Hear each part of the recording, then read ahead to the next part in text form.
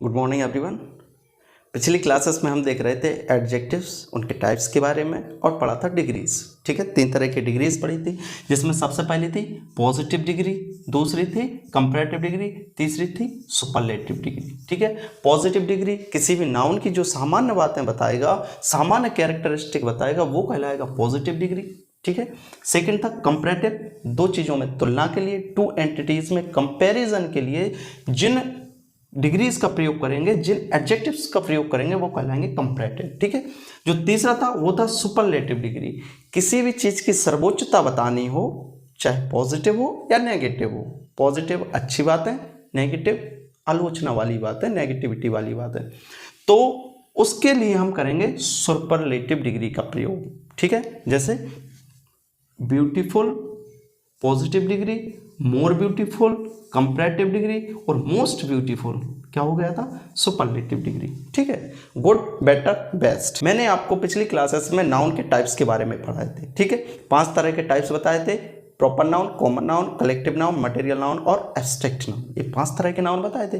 लेकिन यदि नंबर्स के आधार पर बात करें कि नाउन के प्रकार कितने होते हैं, नंबर्स अर्थात गिनती, काउंटिंग के आधार पर यदि हम बताएं कि 1 है कि 2 है कि अनेक हैं, तो इस तरह से यदि नंबर्स के आधार पर नाउन को डिवाइड किया जाए तो वो डिवाइड करते हैं हम 2 पार्ट्स में।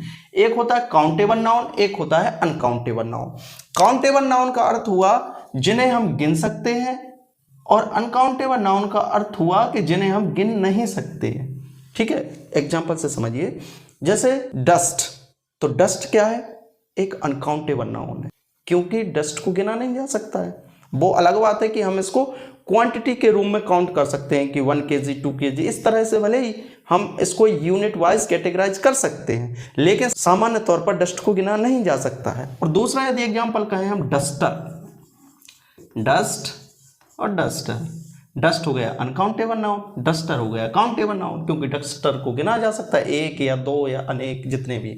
जो काउंटेबल नाउन होते हैं उनको 2 भागों में डिवाइड किया जाता है, या तो होंगे सिंगुलर या होंगे प्लूरल। सिंगुलर मतलब इकलौते होंगे जो, और प्लूरल अर्थात कई लौते होंगे, मतलब सिंगुलर अर्थात एक होगा और प्लूरल अर्थात एक से अनेक होंगे, तो वो कहलाएंगे प्लूरल काउंटेबल नाउन। ठीक है, जो अनकाउंटेबल नाउन होता है वो हमेशा सिंगुलर होता है। ये थे नाउन के टाइप्स नंबर्स के बेसिस पर, नंबर के आधार पर जो नाउन्स को डिवाइड किया जाता है वो 2 पार्ट्स में डिवाइड किया जाता है। ठीक है, ये वाला टॉपिक थोड़ा सा छूट गया था, बाकी ये बहुत आवश्यक है, क्योंकि इसी के आधार पर हम यह तय करेंगे कि जो वर्ब प्रयोग होगी वो सिंगुलर होगी या प्लूरल होगी। ठीक है, बाकी जो सब्जेक्ट वर्ब एग्रीमेंट अभी अगला टॉपिक आएगा अपना, उसमें बहुत सारी चीज़ें इसी से रिलेटेड रहेंगी। चलिए यहाँ पर आते हैं। ठीक है, हमने डिग्रीज के बारे में पढ़ लिया था, टाइप्स ऑफ एडजेक्टिव्स के बारे में। जो अगला टॉपिक है एडजेक्टिव्स में, वो है क्वांटिफायर्स। नाम से ही समझिए कि क्वांटिफायर्स अर्थात क्वांटिटी के लिए शो करते हैं। It shows amount of noun, जो नाउन के मात्रा को बताएंगे, अमाउंट को बताएंगे, उन्हें कहा जाता है क्वांटिफायर्स। ठीक है, it shows amount of noun. मैंने कहा था नाउन के पहले ऐसे शब्द जो नाउन को डिफाइन करेंगे, नाउन के बारे में मात्रा को बताते हैं, तो वो कहलाएंगे आपके क्वांटिफायर्स। इसमें जो सबसे पहला क्वांटिफायर है वो है फ्यू और लिटिल।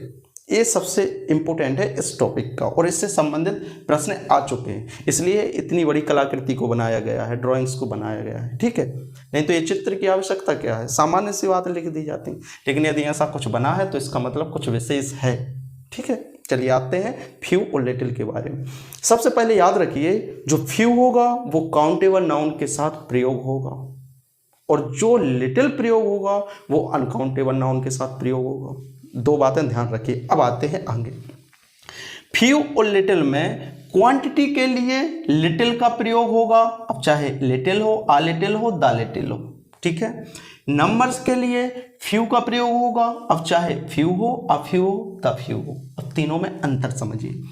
लिटिल या फ्यू दोनों का अर्थ होता है ना के बराबर, लेकिन क्वांटिटी के लिए लिटिल का प्रयोग करेंगे, नंबर्स के लिए फ्यू का प्रयोग करेंगे। ठीक है, ना के बराबर अर्थात नगण्य अर्थात नेग्लिजिबल, ये हमेशा नकारात्मक भाव में ये प्रयोग होगा, नेगेटिव सेंस में प्रयोग होगा। ठीक है, अ लिटिल अ फ्यू का अर्थ होता है कुछ, समथिंग विच एग्जिस्ट, जो है थोड़ा बहुत, उसके लिए कुछ का प्रयोग करेंगे, अ लिटिल अ फ्यू। ए हमेशा पॉजिटिव सेंस में प्रयोग होगा, ठीक है। और यदि द लिटिल और द फ्यू इसका प्रयोग हो रहा है तो इसका अर्थ है कि बचा हुआ सारा, not all what remaining almost everything, जो बचा हुआ है वो पूरा। इसके लिए जिस शब्द का प्रयोग करेंगे वो द लिटिल द फ्यू का प्रयोग करेंगे। कैसे? द लिटिल क्वांटिटी के लिए प्रयोग करेंगे, नंबर्स के लिए द फ्यू का प्रयोग करेंगे, ठीक है। और यह पॉजिटिव और नेगेटिव दोनों सेंस में प्रयोग होगा। जब लिटिल या लिटिल द लिटिल इस तरह का लिखा होगा तो इसके साथ हमेशा सिंगुलर अनकाउंटेबल नाउन प्रयोग होगा और वर्ब भी सिंगुलर होगी। जब ए सिंगुलर रहेगा तो ए भी सिंगुलर वर्ब ही रहेगी, ठीक है। Few, a few, the few, इसके साथ प्लूरल काउंटेबल नाउन का प्रयोग होगा और जो वर्ब रहेगी वो रहेगी हमेशा प्लूरल, याद रखिएगा, ठीक है। ये तो हो गई सामान्य सी बात है। अब देखेंगे उदाहरण से, क्योंकि ये चीज़ें उदाहरण से ही समझ आएंगी, नहीं तो आपको लगेगा कि क्या पॉजिटिव नेगेटिव बता रहे हैं। ये तो गणित में पढ़ा है आपने, है ना। कभी कभी अंग्रेजी में भी पॉजिटिव नेगेटिव चीज़ें होती हैं, डिग्रीज भी पॉजिटिव और नेगेटिव होती हैं। समझ रहे मेरी बात को? अच्छी बातें पॉजिटिव डिग्री के अंतर्गत आएंगी और नेगेटिव बातें, नकारात्मक बातें नेगेटिव डिग्री के अंतर्गत आती हैं, ठीक है। आई हैव फ्यू क्वाइंस, आप देखिए क्वाइंस लिखा हुआ है। क्वाइंस क्या है? एक प्लूरल काउंटेबल नाउन है, क्योंकि गिना जा सकता है ना सिक्कों को। तो I have few coins so I can not buy this pen, not लगा है, सेंस कौन सा होगा? नेगेटिव, ठीक है। आई हैव फ्यू क्वाइंस, मेरे पास ना के बराबर सिक्के हैं, मतलब बहुत ही कम हैं, इसलिए I can not buy this pen, इसलिए मैं इस पेन को नहीं खरीद सकता, ठीक है। तो ए एक प्रकार से क्या हो गया? नेगेटिव सेंस में प्रयोग हो गया, ना के बराबर, ठीक है। और फ्यू क्यों यूज हुआ? क्योंकि क्वाइंस है, वो एक काउंटेबल नाउन है। I have a few coins in my pocket, मेरे जेब में कुछ सिक्के हैं, मतलब है ना के बराबर नहीं है कुछ, इसलिए यहां पर लगा फ्यू।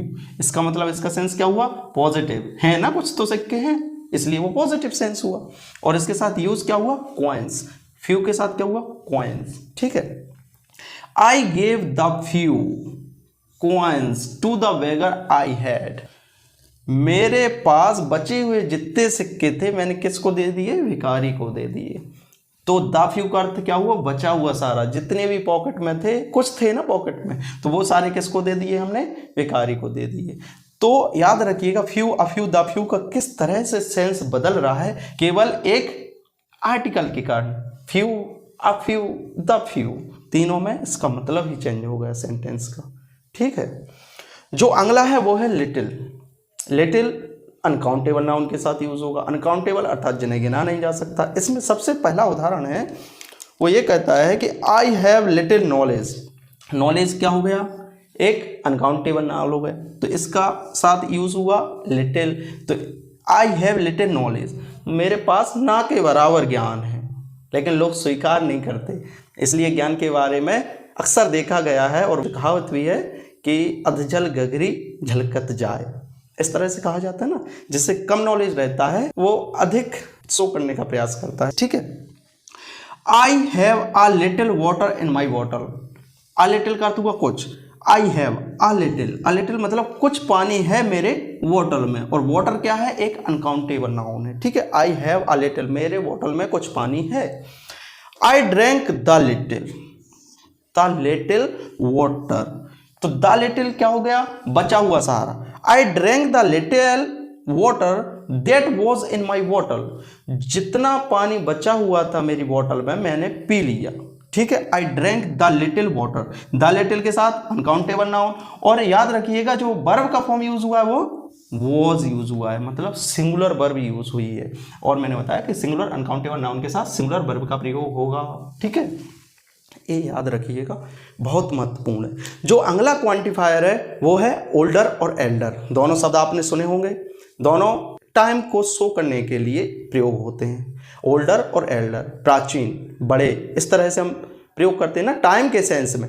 तो ओल्डर और एल्डर में जो एल्डर है वो हमेशा प्रयोग होगा जब फैमिली मेंबर्स की बात हो रही है। यदि एक ही फैमिली मेंबर्स में एज को लेकर, उम्र को लेकर, उम्र को लेकर हम कंपेयर कर रहे हैं तो उसके लिए प्रयोग होगा एल्डर, एक ही फैमिली मेंबर्स में।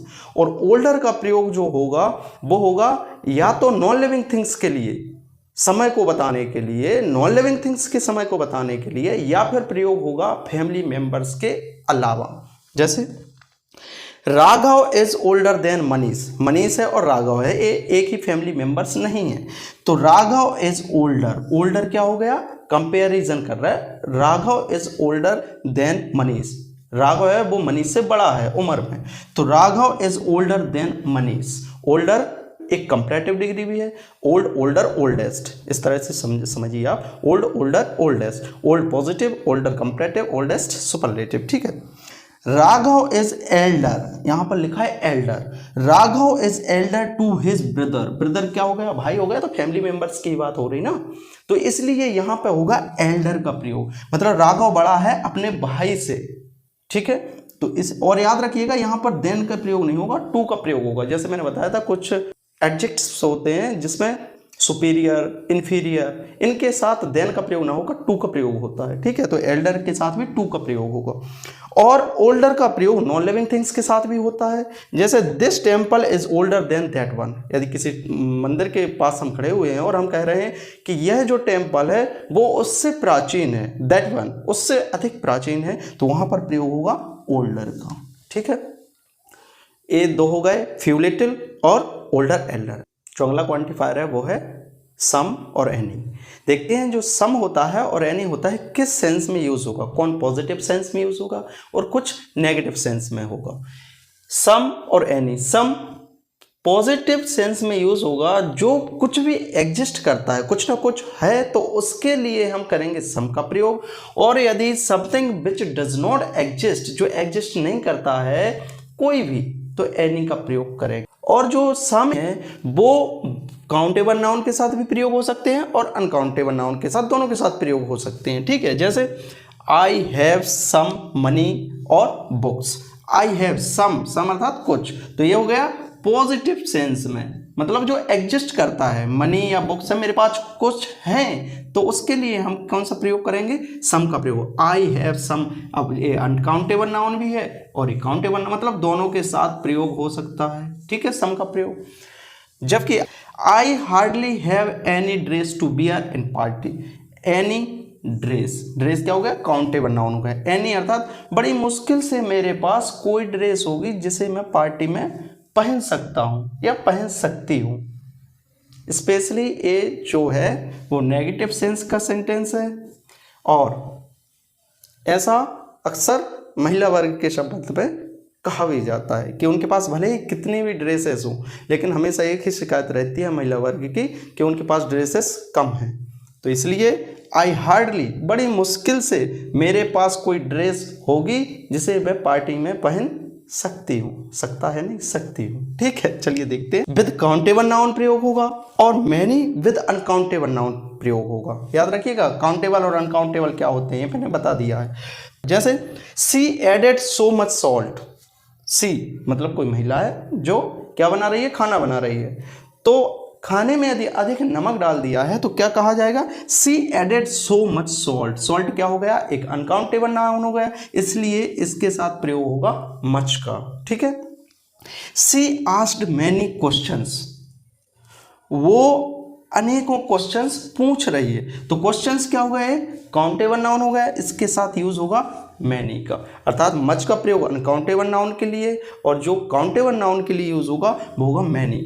आई हैव मच मनी या आई हैव एनफ मनी, तो एनफ का प्रयोग भी मच की जगह हो सकता है, ठीक है, दोनों सही है। तो she added so much salt, salt actual में अनकाउंटेबल नाउन है, और सी आस्क्ड मैनी क्वेश्चंस, तो क्वेश्चन है काउंटेबल नाउन, ठीक है। जो अगला है वो है सेवरल और ऑल। यदि दो से अधिक हैं तो उसके लिए सेवरल का प्रयोग होगा, लेकिन हमेशा काउंटेबल नाउन के साथ, ठीक है। और जबकि ऑल का प्रयोग काउंटेबल और अनकाउंटेबल नाउन दोनों के लिए यूज हो सकता है, और संपूर्ण कैटेगरी को बताने के लिए ऑल का प्रयोग होगा। जैसे उदाहरण से सेवरल आइटम्स, देखिएगा यहां पर लिखा है आइटम्स, तो हमेशा काउंटेबल नाउन के साथ प्रयोग होगा। आइटम्स जब लिखा है तो इसके साथ वर्ब का प्रयोग होगा प्लूरल फॉर्म। कैसे? Items were, several items were missing when I opened my room. जैसे ही मैंने अपना रूम खोला तो देखा कि उसमें से बहुत सारे आइटम्स मिसिंग हैं, गायब हैं। ठीक है। All the money has been spent, जितना पैसा था सारा खर्च हो गया है। तो ऑल द मनी, मनी क्या होगा? एक अनकाउंटेबल नाउन हो गया। और हैज़, मैंने बताया कि मनी क्या है? एक अनकाउंटेबल नाउन, और उसके साथ यूज क्या होगा? हैज़। हैज़ अर्थात कौन सा होगा? सिंगुलर वर्ब, क्योंकि मैंने बताया अनकाउंटेबल नाउन के साथ हमेशा सिंगुलर वर्ब का प्रयोग होगा। ठीक है। अगला है ऑल द बुक्स। बुक्स क्या हो गया? प्लूरल फॉर्म और काउंटेबल नाउन। तो ऑल द बुक्स वर, यहां पर प्लूरल फॉर्म यूज होगा, क्योंकि काउंटेबल नाउन सिंगुलर भी हो सकते हैं, प्लूरल भी हो सकते हैं। ठीक है। तो all the books were sold, यहां पर जितनी भी बुक्स थी सब बिक चुकी थी। ठीक है। All the books were sold. ठीक है। ये हो गए सेवरल और ऑल क्वांटिफायर्स। इसके बाद जो अगला है वो है लेटर और लेटर। आपने एक शब्द सुना होगा LETTER, लेटर। ये तो होता है पत्र, लव लेटर, प्रेम पत्र। खैर अब तो ज़माना बदल गया, ये तो प्राचीन ज़माने की बात है जब लेटर चला करते थे, लेटर बॉक्स हुआ करता था। अब तो सब कुछ व्हाट्सएप से सुपरफास्ट हो गया है, मतलब सोशल मीडिया से सुपरफास्ट हो गया है, इसलिए रिश्ते भी काफ़ी सुपरफास्ट हो गए हैं। पहले जो प्रेम का इजहार होता था वो तो लव लेटर्स के थ्रू ही होता था, और चूँकि उसमें कभी लिखा जाता था फिर कभी दिया जाता था, तो उसमें काफ़ी समय लगता था, और पता चला कि इजहार करते करते ही समय निकल गया।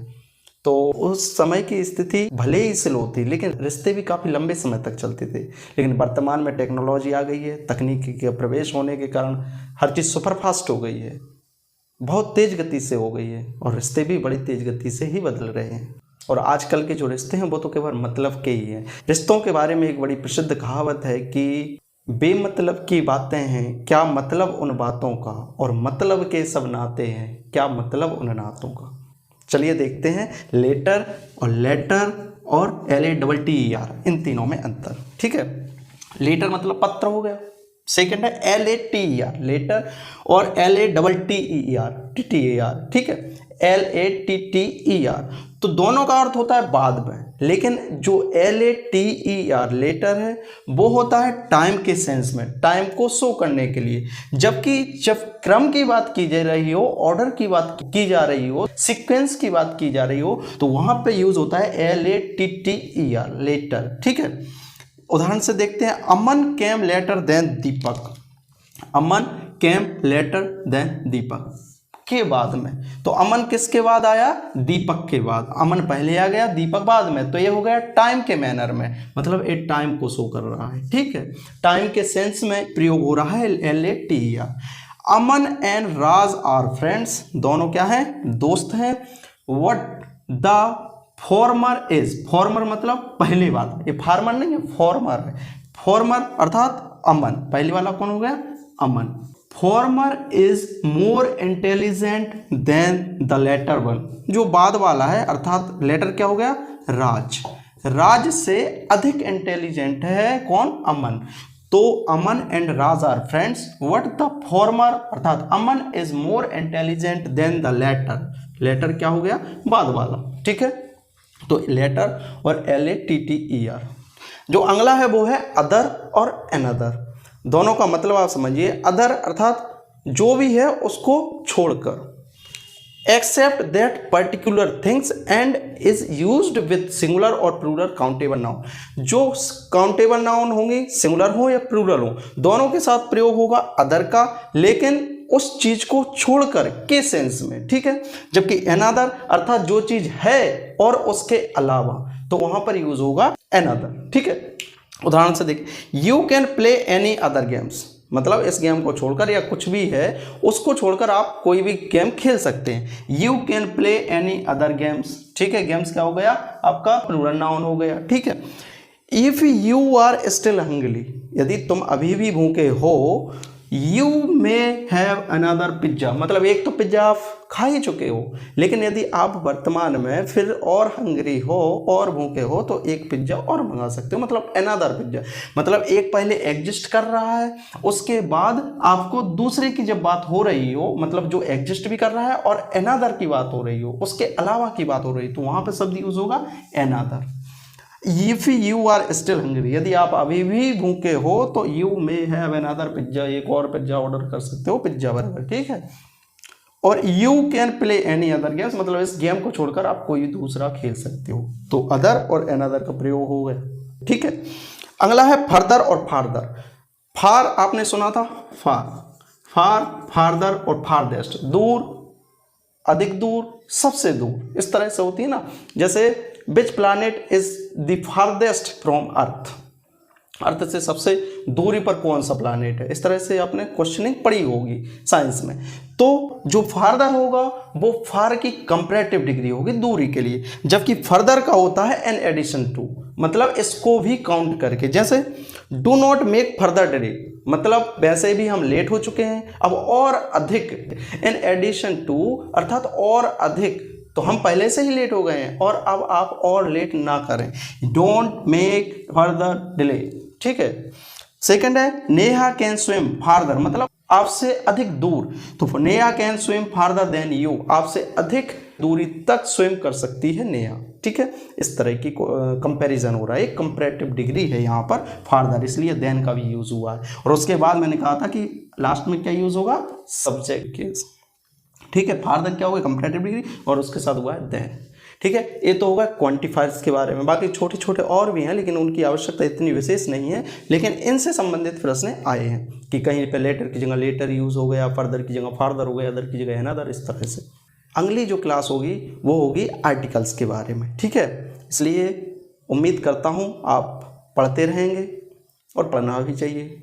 अब ये तो हर दिन बोलने वाली बात है नहीं, बाकी आप समझदार हैं। और पढ़ने के संदर्भ में जो भी आपको परेशानियां हैं आप कमेंट में टैग कर सकते हैं, और जो कम्युनिटी सेक्शन है उसमें यदि कुछ नई चीज़ें करंट अफेयर से संबंधित बताई जाती हैं तो उनसे संबंधित प्रश्न आ रहे हैं, इसलिए उसको ज़रूर रीड करें, उसको पढ़ें, समझें और उनके नोट्स तैयार करें, ठीक है। किसी दिन हम टॉक सेशन क्लासेस रख लेंगे कि जिसमें हम ये देखेंगे कि नोट्स को कैसे बनाया जाता है, और क्योंकि बहुत सारे लोगों के कमेंट में आए कि सर नोट्स कैसे बनाएं, तो वैसे तो नोट्स से पर्याप्त है, ऐसे ही बनाएं जैसे बन रहे हैं, एक स्क्रीनशॉट ले लें, बाकी स्क्रीनशॉट लेके आप रख लेंगे, पढ़ेंगे नहीं, इतना भी मैं पूरे दावे के साथ कह सकता हूँ, इसलिए मेरे दावे को गलत साबित आप ही कर सकते हैं, ठीक है। कैसे, नोट्स बनाकर, तो बनाएं नोट्स और अपलोड भी करें, देखते हैं कौन कैसा नोट्स बनाता है। बाकी अपलोड करने के लिए यदि समय ना हो तो बना के रख लें, क्योंकि आप स्वयं को धोखा ना दें, हमें दें कोई बात नहीं, बेहतर है, चलेगा। मेरे धोखे या ना धोखे से क्या मतलब निकलेगा, कोई फ़र्क नहीं पड़ने वाला, ठीक है। स्वयं को धोखा ना दें, यही चीज़ सर्वोपरि है। बाकी बहुत बहुत धन्यवाद, शुभ रात्रि, अच्छे से पढ़िए, ठीक है।